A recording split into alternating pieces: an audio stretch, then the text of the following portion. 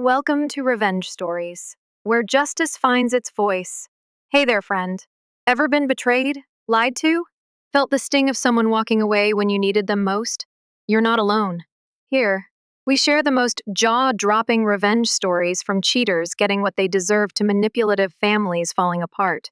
Every twist will keep you on edge, and every moment of justice will leave you satisfied. So grab your headphones, sit back, and let these stories pull you in. Because sometimes the best endings are the ones they never saw coming. Follow now and don't miss a single moment of payback. I sat at the dining table, gripping my fork so tightly my knuckles turned white. The scent of rosemary and butter from the Thanksgiving turkey filled the air, but I barely noticed. My sister Olivia's laughter rang through the room, sharp as a knife, cutting through my patience. So, Julia, she drawled, a smirk tugging at her perfectly painted lips. Still playing tech guru at that dinky little electronics store? You know, some people actually want to grow up and get real jobs. The table erupted in laughter, my parents included.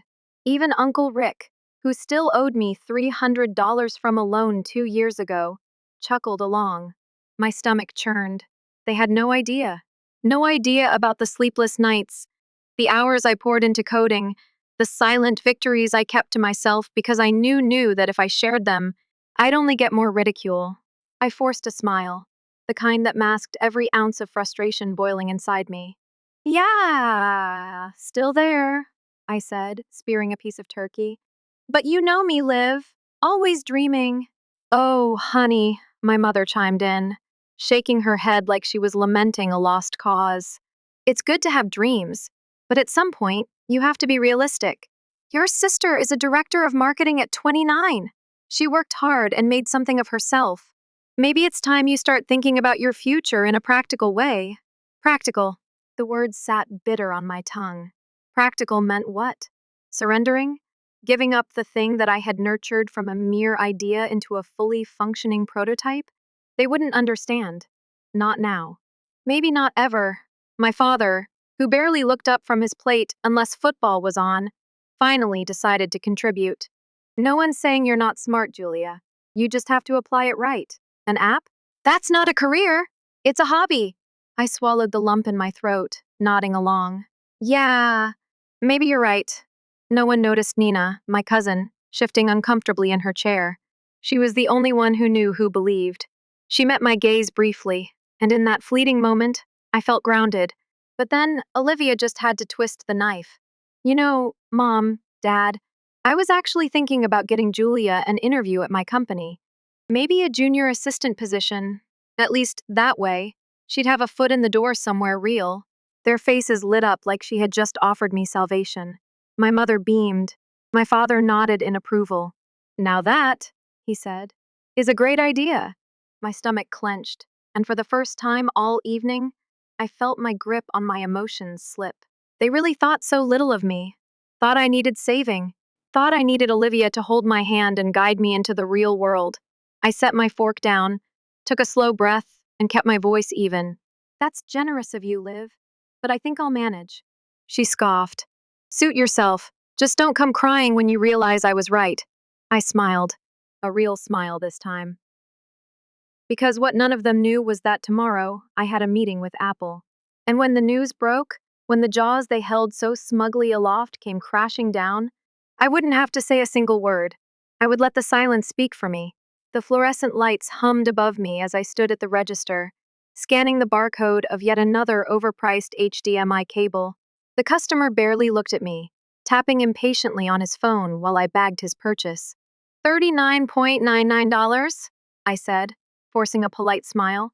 He barely grunted as he inserted his card and took the bag without a single word.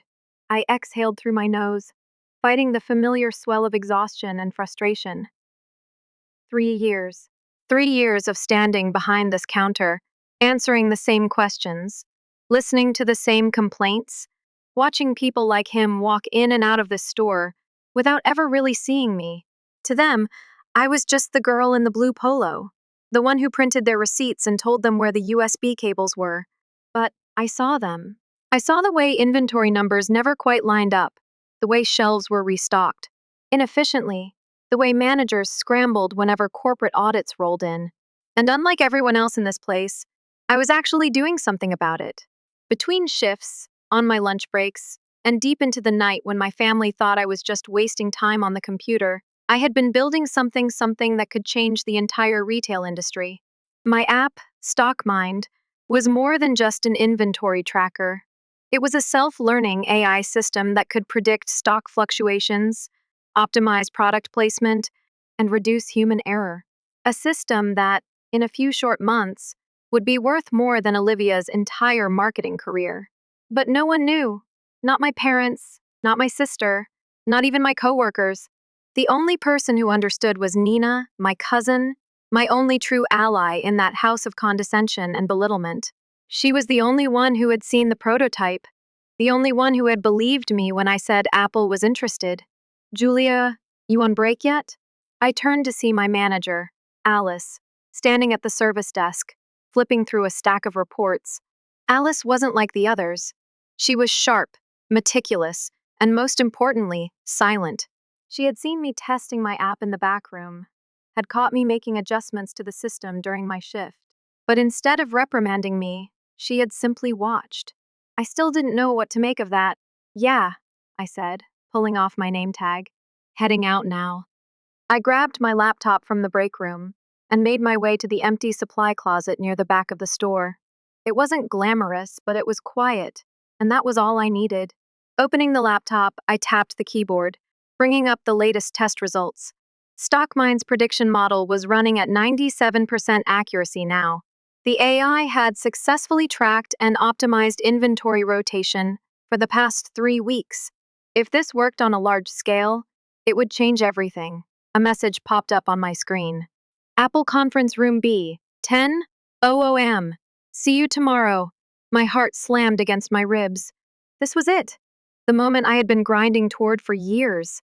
Tomorrow, I would walk into that meeting as a nobody and walk out as something more. And my family? They had no idea what was coming. That night, I sat at the dinner table, silent as Olivia droned on about her latest campaign at work. My parents listened with rapt attention, nodding, praising. They never spoke to me like that. Never looked at me like that. You know, Olivia said suddenly, her gaze shifting to me, I had lunch with a recruiter today. They're looking for entry-level analysts. It's not glamorous, but it's better than, she gestured vaguely toward me, whatever it is you do all day. I set my fork down. I appreciate the offer, I said smoothly. But I have something lined up. My mother scoffed. Really? What, another side gig? I smiled. Something like that. Jesus, Julia, Olivia sighed. You need to stop playing around. You're not some kind of genius programmer. Just get a real job, and I stood. The chair scraped loudly against the hardwood floor as I pushed it back.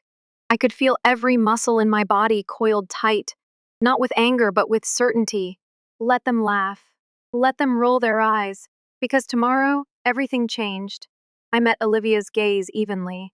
You'll find out soon enough. And with that, I walked away, leaving them sitting there, utterly oblivious to the storm that was about to hit them. My phone buzzed just as I zipped up my laptop bag. Nathan, hey, need to talk. It's about Olivia. I frowned, my fingers tightening around the strap of my bag. Nathan was a former coworker, someone I hadn't spoken to in months. Why was he texting me now? I typed back. What about her? 3 dots blinked. Then his response came. Nathan, she was at your store today, asking questions. About your project. I went cold. My grip on the bag strap turned vice-like. What? Nathan, she came in asking the manager about what you've been working on. Said she needed to check on something for family reasons. Sounded sketchy. A cold wave of dread washed over me. My sister, the one who had spent years mocking me, belittling me, making sure I knew my place beneath her, had suddenly taken an interest in my work? No. It wasn't interest. It was something else. I yanked my chair out and sat, staring at the screen as the pieces clicked into place. Olivia hadn't just been nosy. She had been looking for something she could use. Nathan's next message confirmed it. Nathan, she tried to get access to your computer. A sharp inhale. My heart pounded in my ears. Nathan, She asked Alice for permission to check your files, said it was urgent, but Alice shut her down. Alice. I exhaled slowly, so that's why my manager had been watching me so closely. She had already suspected something. I forced myself to stay still, to think. This wasn't just Olivia being nosy. No, she was trying to sabotage me, trying to take something. And I had no doubt that if Alice hadn't been there, Olivia would have found a way. I clicked on my email and scrolled down. The meeting confirmation from Apple stared back at me. 10 a.m. tomorrow.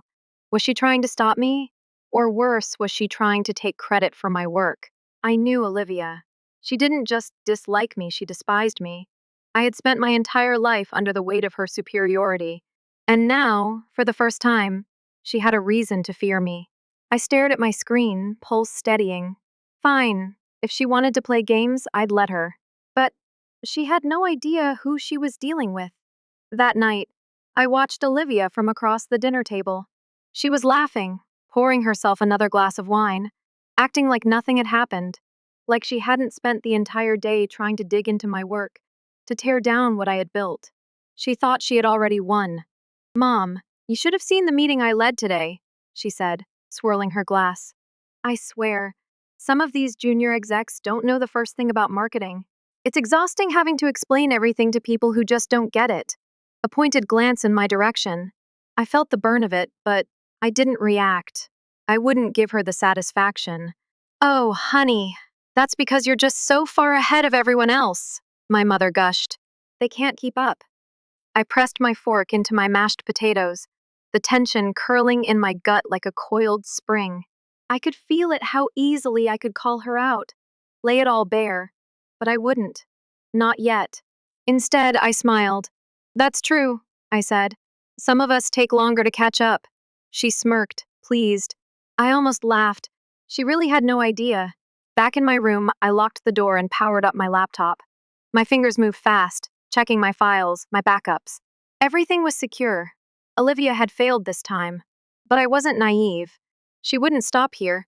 I opened my encrypted notes and scrolled down to the contingency plan I had set up months ago, just in case. A simple security measure. If anyone tried to access my files without permission, I would be notified instantly, and the system would lock them out. It was already in place. Olivia wouldn't get a second chance. Then, I did something I knew would set her off. I pulled up my email and forwarded a copy of my meeting confirmation to my personal account. With a subject line she couldn't miss, tomorrow, 10 a.m., the day everything changes. And then I waited. At exactly 11:47 p.m., my phone buzzed. Olivia, what meeting? A smile curled at my lips. I didn't respond. The trap had been set. I woke before dawn, my nerves tight as a wire. Today was the day. In just a few hours, I would be sitting in Apple's headquarters, presenting StockMine to people who actually mattered. People who saw potential, not a joke, not a failure, not some misguided dreamer wasting her life. I had barely stepped out of my room when I heard the hushed voices in the kitchen. Urgent, conspiratorial. I crept closer. We have to do something before she embarrasses herself, my mother was saying, her voice low but sharp. It's not too late. We can still stop this. Stop this. My stomach turned to stone. Mom, I tried, Olivia muttered, frustration curling around every word. I went to her work. I tried to find out what she was up to, but her manager blocked me. And now she's being all smug about some meeting. If she actually gets a deal, that's not going to happen, my father cut in, his tone final. Apple isn't stupid. They'll see she's a nobody. But if she goes in there acting like some genius tech entrepreneur and fails, she'll ruin any chance of getting a real job. We need to intervene. My blood ran cold. My own family. The people who should have been in my corner. They weren't just doubting me, they were actively working against me. I pushed open the kitchen door. Hard. 3 pairs of startled eyes snapped toward me. You want to stop me? My voice was eerily calm, the kind of calm that preceded a storm. You think you have the right to decide what I do with my life? My mother recovered first, straightening like she hadn't just been caught plotting against her own daughter. Julia, sweetheart, you're being emotional. We're just worried about you. I laughed. A hollow, bitter sound. Worried? You're worried about me? Is that why Olivia tried to break into my files? Why you're sitting here scheming about how to stop me from going to my own meeting? My father crossed his arms. We're trying to save you from a mistake. A mistake? I felt something inside me snap. You mean like the mistake I've spent 3 years building? The mistake that got Apple's attention? The mistake you'll all be eating your words over in about 5 hours? Oh, please, Olivia scoffed, rolling her eyes. You act like you're some tech prodigy. Newsflash, Julia, Apple humors a lot of people. A meeting isn't a deal. You're just going to humiliate yourself. And when you do, guess who's going to have to pick up the pieces? Us. Not you, I shot back. You just don't want to see me succeed. It terrifies you, doesn't it? The idea that your loser little sister might actually be worth something. That people might respect me more than they respect you. For the first time, Olivia hesitated. Just a flicker of doubt in her perfect, composed expression. And I saw it. The truth she'd never admit. I had always been the underdog, the one they dismissed, the one they underestimated.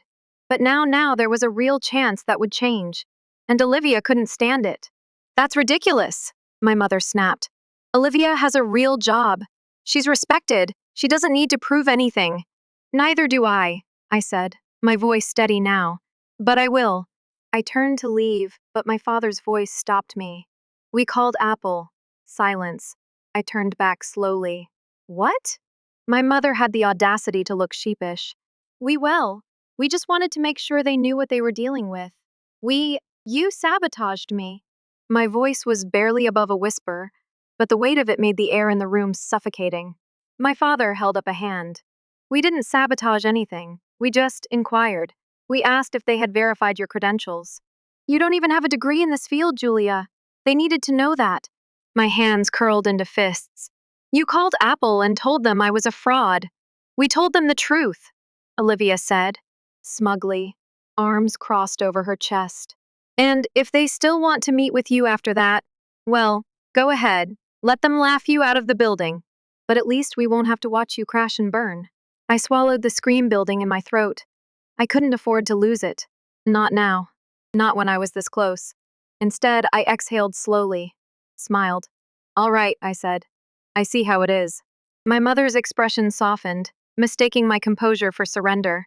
Sweetheart, one day you'll thank us. Maybe, I said. But today isn't that day.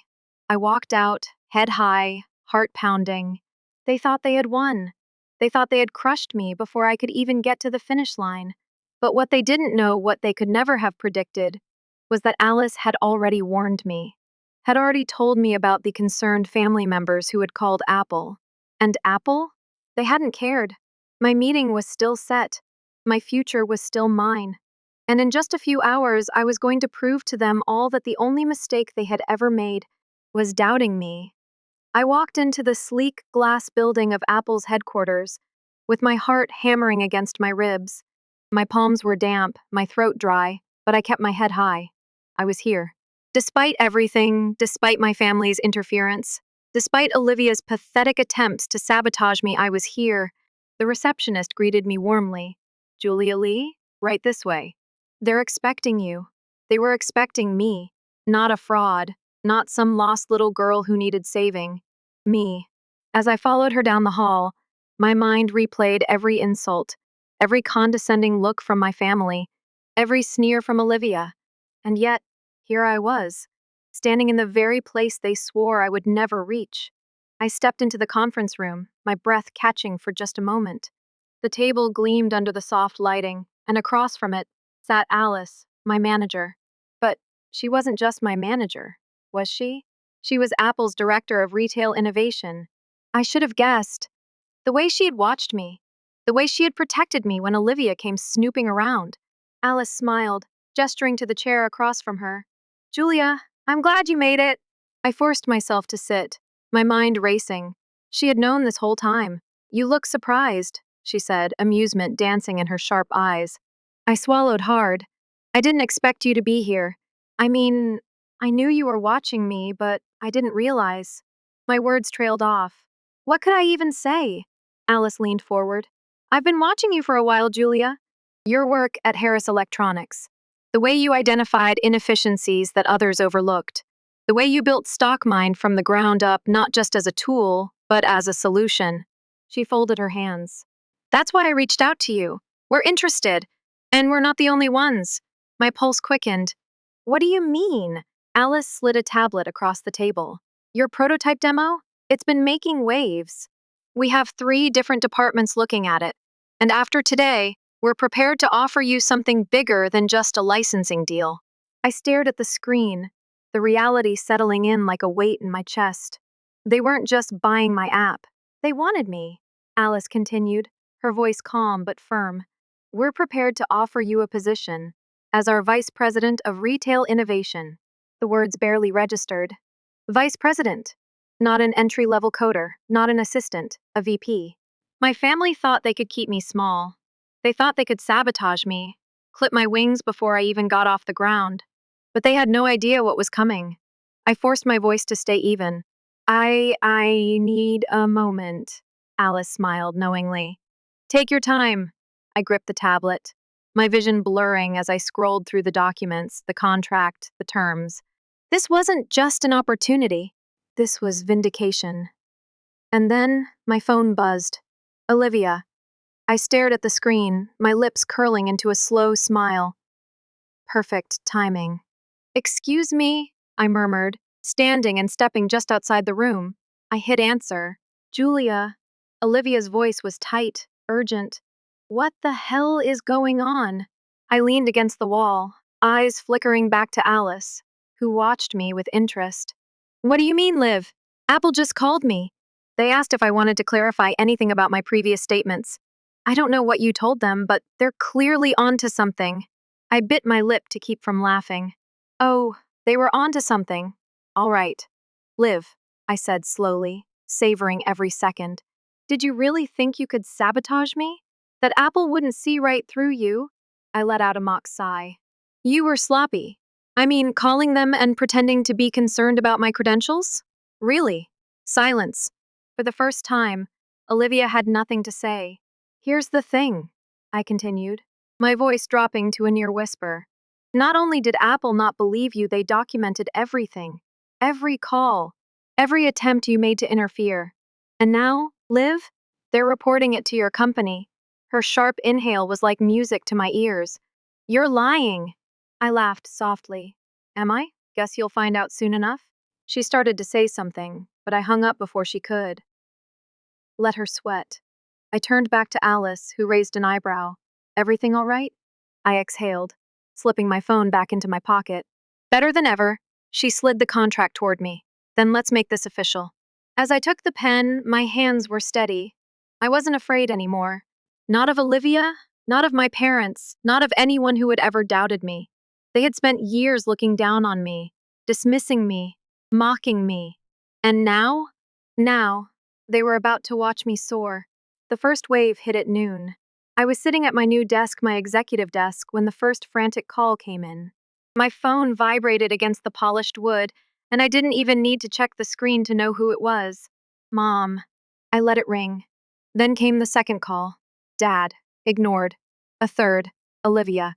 I let that one ring out too, savoring the sheer satisfaction of it. I knew exactly why they were calling. They had seen it. I opened my laptop, navigating to Apple's official press release. It was splashed across every major business site by now. Apple acquires StockMind, appoints Julia Lee as VP of Retail Innovation. It was surreal seeing my name in bold, surreal and delicious. I scrolled down to the section that outlined my background. The part where Apple explicitly stated that they had investigated my credentials, that I had built StockMind from the ground up, and that despite misleading attempts to discredit me, oh, how carefully they had worded that. They had full confidence in my abilities. In other words, Apple had publicly called out my family's pathetic attempt at sabotage without even needing to say their names. I leaned back in my chair, tapping my nails against the desk, waiting. Then my inbox lit up. Olivia Lee, urgent, call me now. I let out a slow breath, then finally, I picked up my phone and dialed. The call barely rang before she answered. Julia! Her voice was shrill, panicked. You need to fix this. Right now. I smirked. Fix what, Liv? Don't play dumb. Apple just humiliated me. I have people calling me, asking if I was the one trying to ruin your deal. My boss saw the press release and asked me if I had ethics issues. Do you have any idea what you've done? I laughed. Actually laughed. You did this to yourself, Olivia. You thought you could bury me, and instead, you just dug your own grave. She made a strangled noise, somewhere between rage and desperation. You don't understand, Julia. If I lose credibility, I lose everything. I leaned forward, resting my elbows on the desk. Then maybe you should have thought about that before trying to destroy me. Silence. For the first time, Olivia had nothing to say. Then, in a quieter voice, she hissed, You think you've won, don't you? I smiled. Oh, Liv. I don't think I've won. I know I have. And then I hung up. The next call came 15 minutes later. This time, I answered without hesitation. Dad! Julia! His voice was tight, restrained. We need to talk, do we? I feigned indifference, stretching out in my chair. Because I think Apple's press release said everything already. He exhaled sharply through his nose. Enough with the attitude. This isn't just about you. Do you have any idea how this is affecting our business? Ah. There it was. Oh? I asked, tilting my head even though he couldn't see it. I thought my little app was just a hobby. Surely something that insignificant couldn't be affecting you that much. Don't be petty, Julia. We just need you to know. You don't get to need anything from me, I snapped. You all sat at that dinner table and mocked me. You tried to sabotage me, and now you're reaping what you sowed. He was quiet for a long moment. Then, in a much lower voice, he muttered, Your mother is upset. I let out a cold, humorless chuckle. She wasn't upset when she called Apple and told them I was a fraud. We were trying to help you. I clenched my jaw, forcing down the anger that threatened to choke me.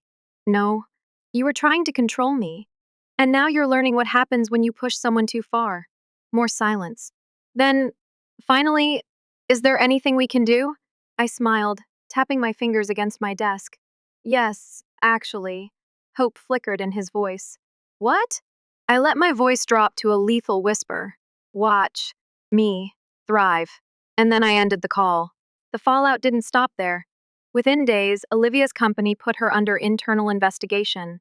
Apparently, Apple's subtle but firm statement about misleading attempts to discredit an employee was enough to make them very uncomfortable. She had been bragging for years about her high ethics standards, and now, she was toxic. As for my parents, their store, Harris Electronics, was about to feel the full force of my success. Apple announced they would be integrating StockMind into all authorized electronics retailers. And Harris Electronics? They had no choice but to implement the very system their daughter had created. I could already picture my father, forced to sit through the onboarding process, forced to use my technology, knowing that the daughter he had ridiculed was now the one shaping his industry. Oh, the irony.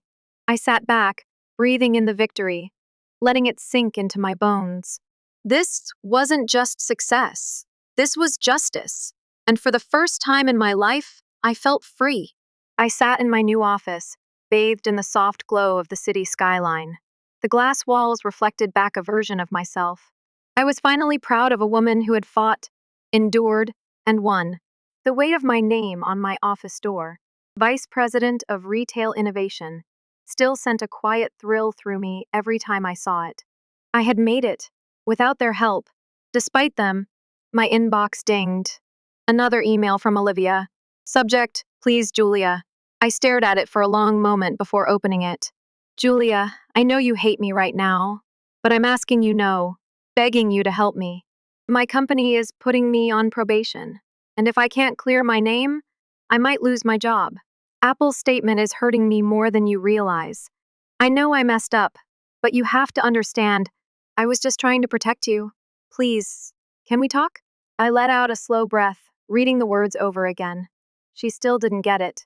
Even now, after everything, she was still spinning the same tired narrative, that she was the one trying to protect me, that she had been right to try to control my future. I clicked delete.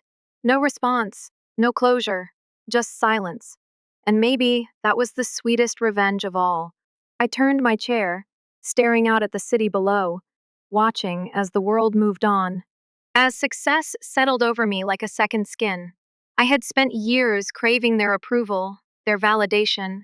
I had wanted them to see me, to acknowledge me, to respect me. But now I realized I didn't need it. Their opinions had no power over me anymore. And the best part? They had to live with the consequences of their own actions. Not because I punished them, but because they had punished themselves.